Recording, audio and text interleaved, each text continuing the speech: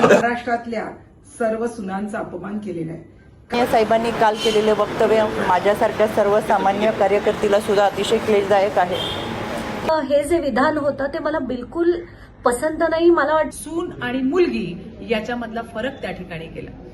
त्याच्यात चुकीचं काय असे दोन गोष्टी असतात, मूळ पवार आणि बाहेरून आलेला पवार।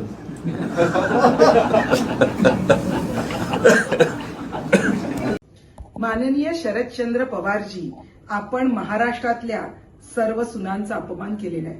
कारण ही महाराष्ट्राची भूमी आहे तारा राणींची, ही भूमी आहे सावित्रीमाईंची, ही भूमी आहे जिजाबाईंची।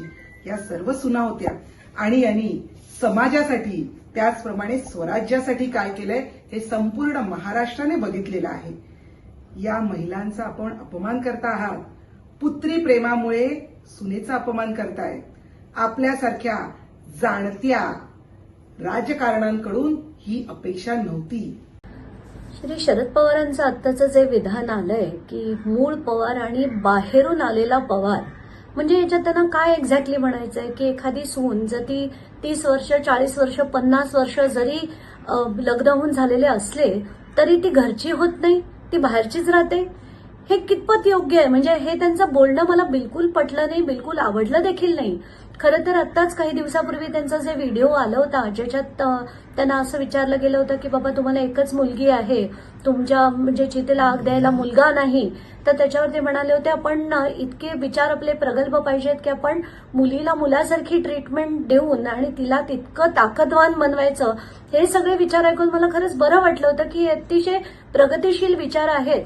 पण कुठेतरी आज हे जे विधान होतं ते मला बिलकुल पसंत नाही। मला वाटतं माझ्यासारख्या अनेक मुली ज्या आता सुना झालेल्या आहेत त्यांना तर हे बिलकुल आवडणार नाही।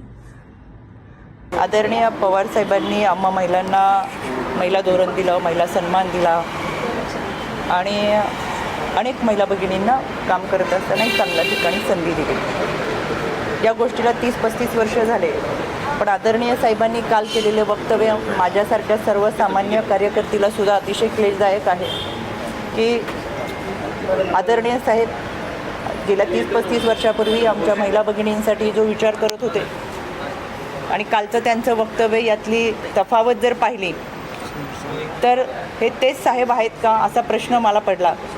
महाराष्ट्रामध्ये महिला भगिनींच्या अतिशय संतप्त अशा प्रतिक्रिया येतात की खऱ्या अर्थानं हा पुरोगामी महाराष्ट्र आहे आणि माहेरी वाढलेली लेक तिचं सर्व काही सोडून सासरी जेव्हा येते तेव्हा सासरच्या घरामध्ये ती एकरूप होते। सासर माहेरचा दुवा जुळत असताना, सासरच्या लोकांमध्ये एकरूप होत असताना ज्या समाजामध्ये वाढते त्या समाजाला देखील योगदान देण्याचा तिचा प्रयत्न करत असते। मालोजीरावजी भोसलेंची सून राजमाता जिजाऊ मासाहेब, त्याचबरोबर राजे मल्हारराव होळकरांची सून अहिल्यादेवी होळकर, गोविंदराव फुलेंची सून क्रांतिज्योती सावित्रीबाई फुले, छत्रपती शिवरायांची सून महाराणी येसूबाई, इतक्या चांगल्या पद्धतीचं त्यांनी समाजाला योगदान दिलं आणि ह्या सगळ्या सासऱ्यांनी ह्या आपल्या सुनांना बाहेरचं म्हणून कधी वागवलं नसेल किंवा बोललं नसेल। लग्न होऊन आल्यानंतर त्या समाजासाठी योगदान देत असताना आपलं म्हणून त्यांना स्वीकारलं आणि त्यांनी देखील आपलेपणाने काम केलं। मग आपलं आणि परकेपणा का? कारण मोठ्या भावाची बायको ही आई समान वाटते, ती लगेच क्षणात इतकी परकी कशी झाली? आई परकी का वाटू लागली? आणि म्हणून गेल्या काही दिवसापूर्वी आयोगाच्या दृष्टिकोनातून मी एक वक्तव्य केलं होतं। त्याच्यावरती बोलणाऱ्या महिला, मलाही त्यांना विचारायचं आहे की आता त्यांचं उत्तर कुठे गेलं?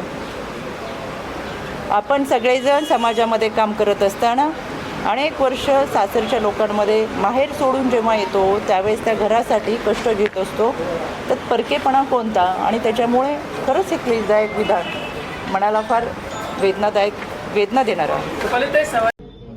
नमस्कार। माननीय पवार साहेबांना आपण सगळेच जण पुरोगामी विचाराचे नेते म्हणून ओळखतो आणि पाहतोय।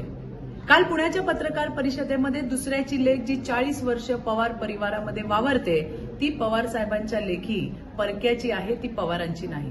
कधीच मुलगा आणि मुलगीमध्ये भेदभाव न करणारे आदरणीय पवारसाहेब यांनी काल मात्र सून आणि मुलगी याच्यामधला फरक त्या ठिकाणी केला आणि ते पुण्यामध्ये सगळ्यांनी त्या ठिकाणी पाहिलंय आणि ऐकलंय सुद्धा.